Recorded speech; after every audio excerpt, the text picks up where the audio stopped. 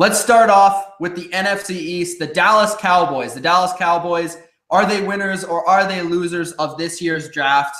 I gave them a B- for their draft. Looking at their draft, I think they did address their linebacker position, which I do think was a need. Some people came in, I know a few analysts were throwing around the thought that linebacker wasn't so much of a need. But when looking at this team, Jalen Smith to me really hasn't been the impact player that a lot of people thought he would be. So they still need that linebacker, especially with Sean Lee being hurt every 2 years.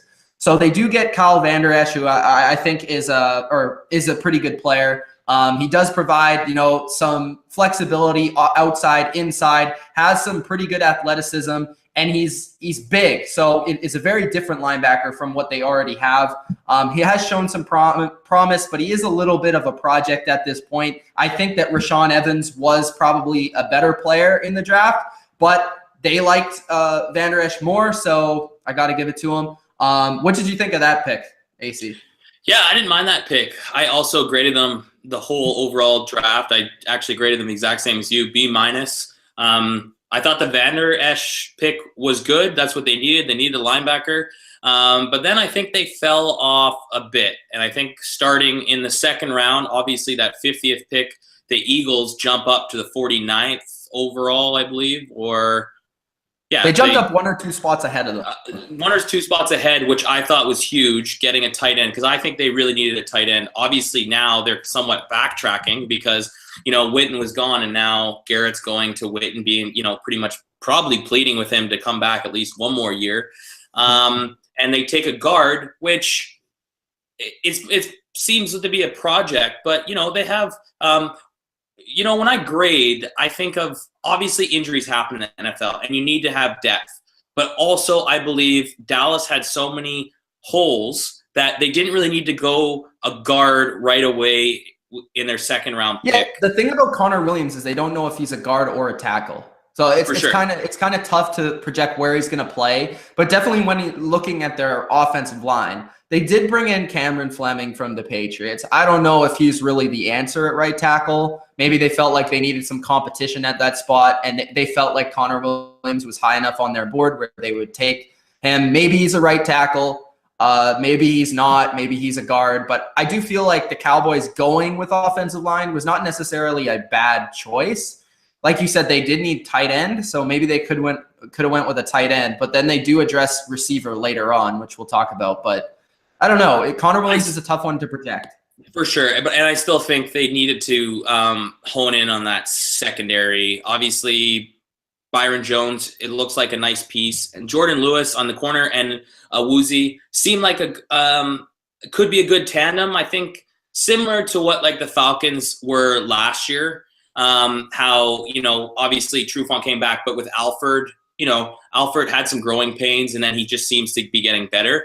I think that's what they think they have with Jordan Lewis and Awuzie, just guys are going to get better. But like Anthony Brown, so at the nickelback, I think they could have either gone a corner position early, a guy that can play right away, and then I'm not sold on their strong safety, Xavier Woods. So that's why it's kind of a B- in that situation, because I do like their receiver pickup and Gallup in, the third round, but also maybe you could have taken a receiver, one of the remaining receivers in that second round, or even tried to take, there was some good corners and safeties left in that second round. I just think the Connor Williams thing, in my opinion as an Eagles fan, I think it was more to do with I really think they were going to take Goddard. Like, I think you could see their faces that they wanted to, and they couldn't believe it happened. So I think Connor Williams was just maybe a pick, he's the best available on the board, and he's at the draft. And it was kind of a quick decision. Let's just take him. He's obviously valued very high. He could be potentially a great player. I just think based on need, I think they could have gone elsewhere. And with the Gallup pick, it's a hit or miss thing because he's a smaller school guy, but he was an amazing talent. So it's interesting to see. And he has a lot of raw skills. Yeah, and they have, like looking at their depth chart.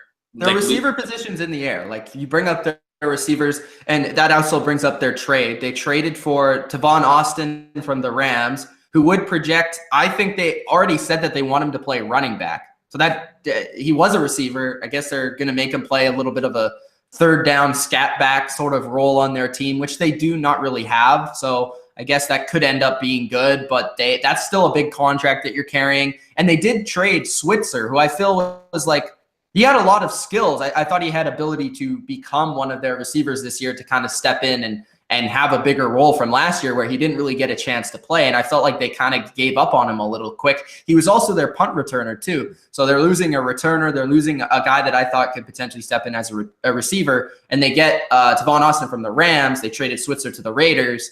And they're getting a guy like in Austin who could be a running back or could be a receiver. He's pretty much a bust at this point, so we don't really know what he's going to be. But the receiver position is an extreme need. And yes, they filled one in the middle of the draft, but is that good enough?